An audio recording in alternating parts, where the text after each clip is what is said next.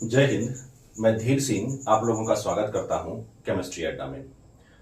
और हम लोग जो है इस वाले चैनल पर क्लास 11th और 12th का जो केमिस्ट्री है उसको हम लोग स्टार्ट करेंगे। तो स्टार्ट जो हम कर रहे हैं इसमें वह क्लास 11th का केमिस्ट्री है। इसको हम लोग सिस्टमेटिक तरीके से पढ़ते जाएंगे। इस तरीके से पढ़ेंगे ताकि हमारा जो है सारा कॉन्सेप्ट क्लियर होते चले जाए। जैसे अगर आप कोई भी चैप्टर पढ़ें, उस चैप्टर का हर एक टॉपिक को अगर आप क्लियर करते हैं तो ही आप केमिस्ट्री को सीख पाएंगे। जैसे आप इस बात को अगर ऑब्जर्व करेंगे कि आपको आईआईटी का एग्जाम देना है या कल कल चल के आपको नीट का एग्जाम्स देना है या इस तरीके का बहुत सारे कॉम्पिटिटिव एग्जाम्स जो होते हैं उस एग्जाम्स को अगर देना है तो फिर आपको एनसीईआरटी का लाइन बाय लाइन से क्वेश्चंस को पूछा जाता है। तो इसलिए यह जरूरी हो जाता है क्या कि एनसीईआरटी के हर एक चैप्टर में जो भी टॉपिक्स दिया हुआ है वो टॉपिक आपका क्लियर होना चाहिए। पहला जो हमारा काम रहेगा हमारा और आपका कि पहले हम लोग क्या करेंगे, क्लास 11th की जो वॉल्यूम 1 है वॉल्यूम 2 है दोनों केमिस्ट्री को खत्म करेंगे। फिर उसके बाद क्लास 11th से रिलेटेड आईआईटी जेई या अन्य एग्जाम में किस तरीके का क्वेश्चंस को पूछा जाता है, पहला काम रहेगा हम लोगों को हर एक चैप्टर का टॉपिक को क्लियर करना। फिर उसके बाद हम लोग उस वाले प्रक्रिया पर जाएंगे। तब फिर हम लोग क्लास 12 भी पढ़ेंगे। फिर क्लास 12 से किस प्रकार का क्वेश्चंस को पूछा जाता है, चाहे आपका बोर्ड लेवल पर हो। देखिए, अगर आप क्लास 11th को बेटर ढंग से कर पाएंगे तो ही आप क्लास 12th को बहुत अच्छे से कर पाएंगे। अगर आप क्लास 11th को नहीं कर पाएंगे तो क्लास 12th आपका एकदम 100% गारंटी है बकवास जाएगा। तो चलिए आते हैं हम लोग केमिस्ट्री का पहला जो चैप्टर है हमारा। तो इसका पहला चैप्टर का ही नाम है some basic concept of chemistry. क्या? तो some basic concept of chemistry. इसको बच्चों हम लोग सीखने का प्रयास करेंगे। सबसे पहले देखिए, जब हम लोग बेसिक कॉन्सेप्ट का ही केमिस्ट्री का क्या तो बेसिक कॉन्सेप्ट ही पढ़ रहे हैं तो हम लोगों को पूरा एकदम एबीसीडी से चलना होगा। तो चलिए स्टार्ट करते हैं। जैसे देखिए, हमारा सबसे पहला जो इसमें है, जब कॉन्सेप्ट पढ़ रहे हैं बच्चे तो हमको मालूम होना चाहिए कि ये मैटर क्या होता है। क्या मैटर क्या होता है? सिंपल सा क्वेश्चन है। अगर मैं आपसे पूछूं कि मैटर होने का क्या क्या कंडीशन हो सकता है तो फिर आप कहेंगे सर सबसे पहला तो काम इसका होता है ऑक्यूपाई स्पेस। मतलब ये स्पेस को क्या करता है? ऑक्यूपाई करता है, स्पेस को छेकता है। और दूसरा कहेंगे कि सर इसमें मास होता है। क्या होता है? मास होता है। ठीक है, मास मतलब अभी सिंपली समझना है, भार होता है। देखिए, यहां पर मास अलग चीज होता है और वेट अलग चीज होता है। ये हमारा केमिस्ट्री का टॉपिक नहीं है। अगर कभी वैसा लगा समय तो मैं आपको मास और वेट में डिफरेंस बताऊंगा। और तीसरा जो मैटर होने का कंडीशन है वो क्या है? Felt by our sense organ. मतलब अगर हमारा जो सेंस ऑर्गन है उसके द्वारा अगर फील कर लिया गया, महसूस कर लिया गया। जैसे हवा है, क्या आप हवा को देख सकते हैं? क्या नहीं, तो इसको फील कर सकते हैं आप। तो इसलिए हवा भी क्या हो जाएगा? मैटर हो जाएगा। अब यहां पर बात आया, क्या हवा जो है स्पेस को ऑक्यूपाई करता है? यस, स्पेस को ऑक्यूपाई करता है। बैलून में भर दीजिए। क्या मास होता है? आप हवा भरने से पहले क्या कर लीजिए, बैलून को वो जो इलेक्ट्रॉनिक बैलेंस होता है उस बैलेंस पर डालकर चेक कर लीजिए, फिर हवा भर के चेक कर लीजिए। इसका मैटर का बहुत सारा एग्जाम्पल है, आपको बताने की जरूरत नहीं है। आप ये क्लास 9th में पहले ही पढ़ करके आ चुके हैं, तो इसमें ज्यादा मैं समय व्यतीत नहीं करूंगा। इसके आगे मैं चलता हूं। अब देखिए, अगर आपको पूछा जाए कि स्टेट्स ऑफ मैटर, मैटर का कितना स्टेट होता है, तो मैटर का 3 स्टेट होता है। कितना स्टेट होता है? तो मैटर का हमारा 3 स्टेट होता है। तो इसमें जो पढ़ना है, ये जो 3 स्टेट्स ऑफ मैटर होता है वो एक होता है हमारा सॉलिड, दूसरा होता है क्या? लिक्विड, और तीसरा क्या होता है? गैस। Solid, liquid, gas. अब आपको पूछे कि व्हाट इज सॉलिड, अगर आपको पूछे क्या सॉलिड क्या है, ठोस क्या है, तो आप इस क्वेश्चन का जवाब क्या देंगे कि मतलब द स्टेट्स ऑफ मैटर। क्या? The states of matter which have which have definite shape and volume, मतलब जिसका वॉल्यूम और शेप क्या होता है, डिफिनिट होता है। उसी तरीके से आप लिक्विड का भी डिफिनेशन दे सकते हैं। आप वीडियो को पॉज करें और खुद से ये इसका जो डिफिनेशन है इसको लिखें। गैस का भी डिफिनेशन को क्या करें, लिखें। अब जैसे देखिए, हम लोग जब बात कर रहे हैं सबसे पहले शेप का, क्या शेप एंड वॉल्यूम का बात कर रहे हैं, किसका, शेप। पहले चलिए शेप का बात कर लेते हैं, चलिए ठीक है। क्या सॉलिड का जो शेप है, हम सॉलिड को एस से लिखेंगे, ठीक है। क्या सॉलिड का जो शेप है वो डिफरेंट रहता है, निश्चित रहता है? हाँ बिल्कुल, इसका सॉलिड का शेप डिफरेंट रहता है, इस पे ज्यादा डिस्कशन की जरूरत नहीं है। क्या लिक्विड का जो शेप है, क्या लिक्विड का जो शेप है, क्या वो डिफरेंट रहता है? अगर आप लिक्विड को क्या कर दिए, ग्लास में डाल दिए तो देखिए ग्लास का शेप पकड़ लिया, फिर उसको आप लोटा में डाल दिए तो फिर लोटा का शेप पकड़ लिया, बॉटल में डाल दिए तो बॉटल का शेप पकड़ लिया, नहीं तो ये क्या हो जाता है हमारा, इसका शेप डिफरेंट नहीं होता है। उसी तरीके से जो हमारा अगर गैस का बात करेंगे, गैस का शेप तो डिफरेंट होता ही नहीं है, इसका शेप डिफरेंट नहीं होता है, ठीक है। अब वहीं पर बात करें बच्चे वॉल्यूम का, किसका, वॉल्यूम का बात करें, ठीक है। अब देखिए वॉल्यूम, क्या सॉलिड का वॉल्यूम फिक्स होता है? या सॉलिड का वॉल्यूम क्या होता है, फिक्स होता है। सॉलिड का वॉल्यूम क्या होता है, फिक्स होता है। क्या लिक्विड का वॉल्यूम फिक्स होता है? यस, लिक्विड का भी वॉल्यूम फिक्स होता है। क्या गैस का वॉल्यूम फिक्स होता है? नहीं, गैस का वॉल्यूम फिक्स नहीं होता है। आप कहेंगे सर कैसे? जैसे देखिए, आप इतना बड़ा बैलून लीजिए, ठीक है, इतने बड़े बैलून को, मतलब एक छोटा बैलून लीजिए, उसको फुलाए तो इतना हवा आया इसमें, ठीक है। अब उसी हवा को किसी बड़े बैलून में भर दीजिए तो वहां पर क्या हो गया, वो उसका वॉल्यूम बदल जाएगा। वॉल्यूम क्या हो जाएगा, बदल जाएगा। जैसे अगर आपके पास में कोई सिलेंडर है, उस सिलेंडर में से बड़े वाले सिलेंडर में आपने क्या कर दिया, गैस को डाल दिया, तो पूरा जो बड़ा वाला जो सिलेंडर है उसको पूरा फिल कर देगा वो, मतलब वहां पर उसका क्या हो गया, वॉल्यूम बड़ा हो गया। वॉल्यूम पहले छोटा सिलेंडर में था तो उसका वॉल्यूम कम था, लेकिन बड़ा सिलेंडर में डाला तो वॉल्यूम क्या हो गया, बड़ा वाला वॉल्यूम, ज्यादा वॉल्यूम हो गया। इसका मतलब यही है कि इसका जो वॉल्यूम होता है, किसका, गैस का जो वॉल्यूम होता है, ये फिक्स नहीं होता है। तो इसका अगर स्क्रीनशॉट लेना चाहते हैं तो आप स्क्रीनशॉट ले लें। तो देखिए यहां पर जो हम लोग बात करेंगे, स्क्रीनशॉट ले लीजिए। चलिए अब देखिए यहां पर हम लोग बात करेंगे, हम लोग जानते हैं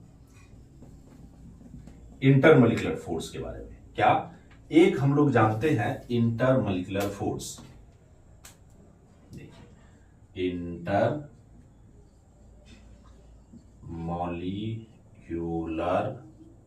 फोर्स, इस फोर्स के बारे में जानते हैं। मतलब आपके जैसे जो दो एटम होता है उन दोनों के बीच में अट्रैक्शन होता है, उसी को हम लोग इंटरमोलिकुलर फोर्स के नाम से जानते हैं।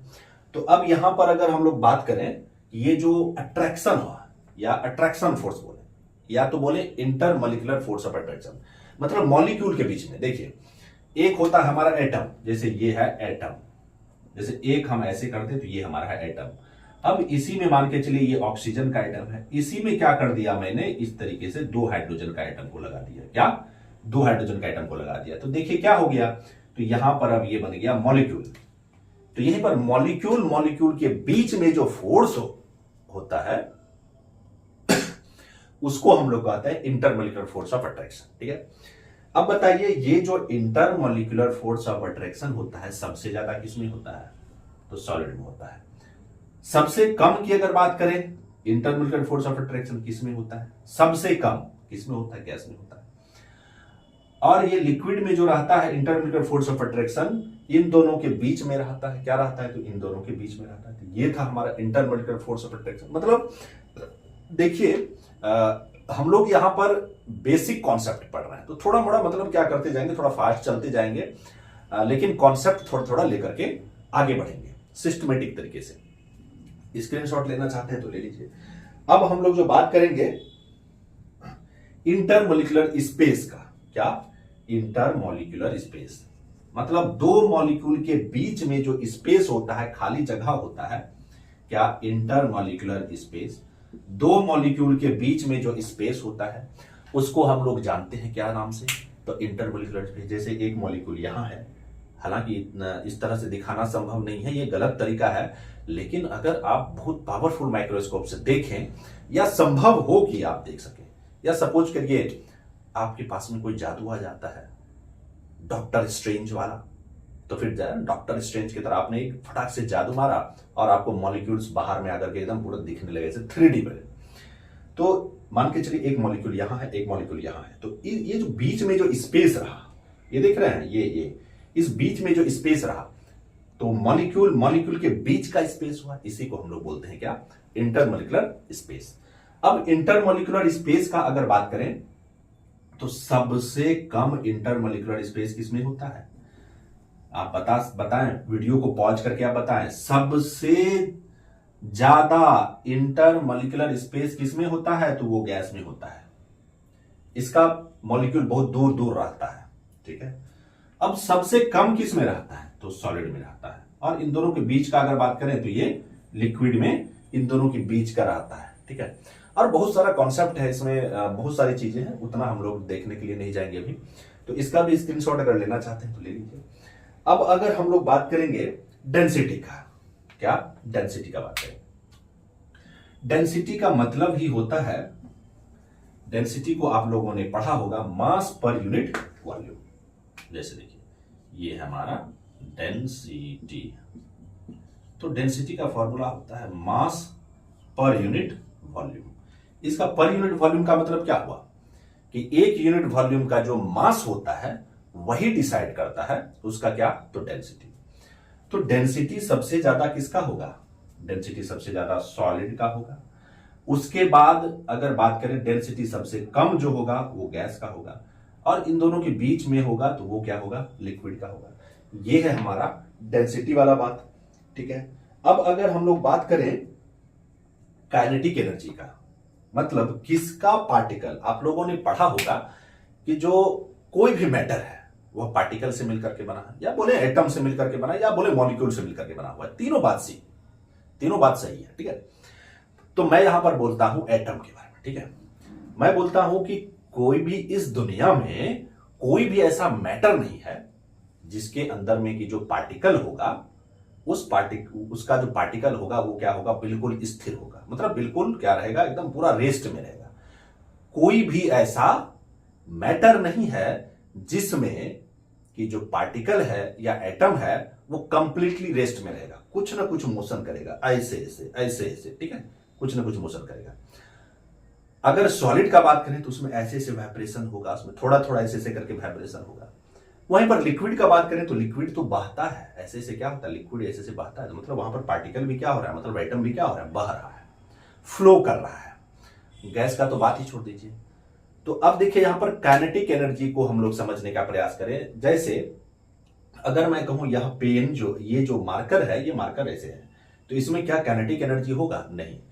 तो एनर्जी ड्यू टू मोशन, अगर इसको ऐसे कर रहा हूं तो इसमें मोशन हो रहा है, तो मतलब इसमें एनर्जी है। तो इस मोशन के कारण जो एनर्जी होगा उसको हम लोग बोलते हैं काइनेटिक एनर्जी। मतलब हमारा जो मैटर है, क्या हमारा जो मैटर है, मैटर के अंदर में पार्टिकल्स है और वो मूव कर रहा है, कुछ ना कुछ मूव कर रहा है, इसलिए तो मैटर में जो पार्टिकल है उसमें काइनेटिक एनर्जी होगा, ठीक है।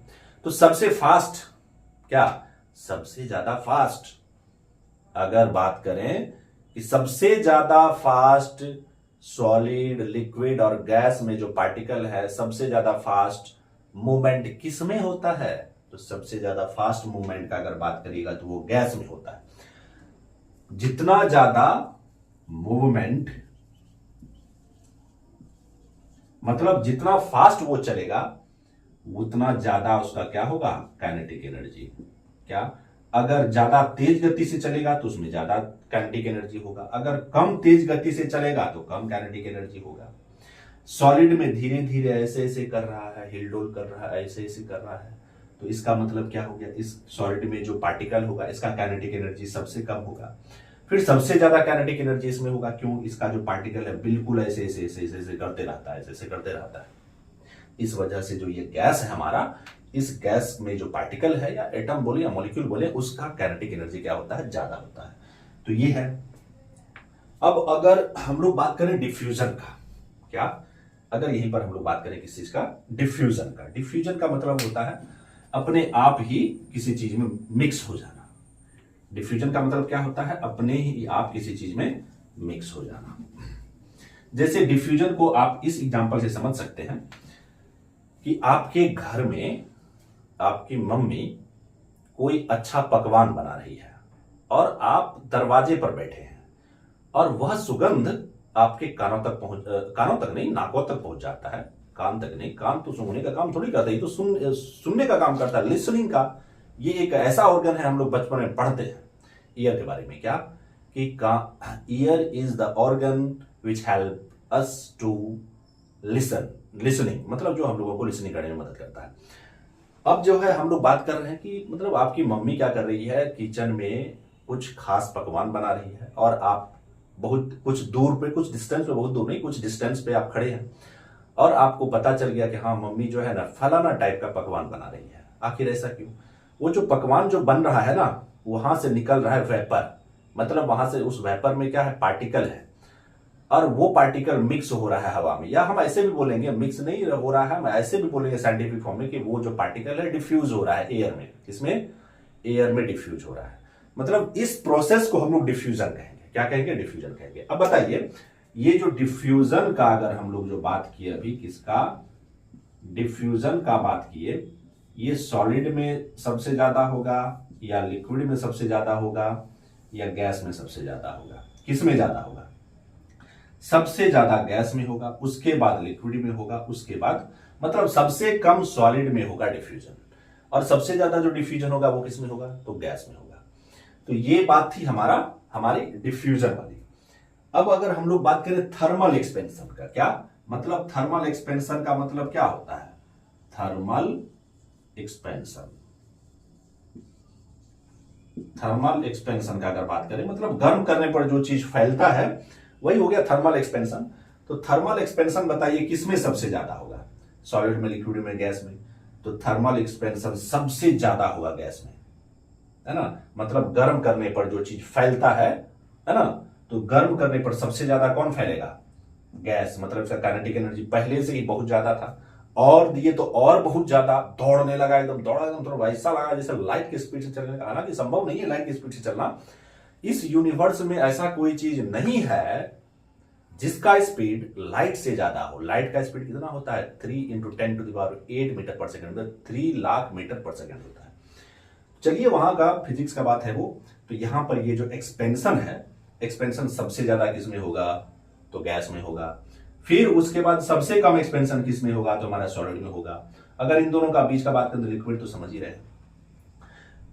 तो आज हम लोग देखिए क्या मैटर क्या है, ये तो आप पहले भी जान रहे हैं। फिर मैटर का जैसे सॉलिड टाइप्स देखे, मतलब एक तरह से ऐसे बोल सकते हैं, उसका स्टेट्स देखे। फिर सॉलिड, लिक्विड, गैस का जो है हम लोग यहाँ पर कुछ प्रॉपर्टीज को हम लोग डिस्कस किए। आगे के वीडियो में हम लोग मिलते हैं, तब तक खुश रहिए, पढ़ते रहिए, मस्त रहिए एंड जय हिंद।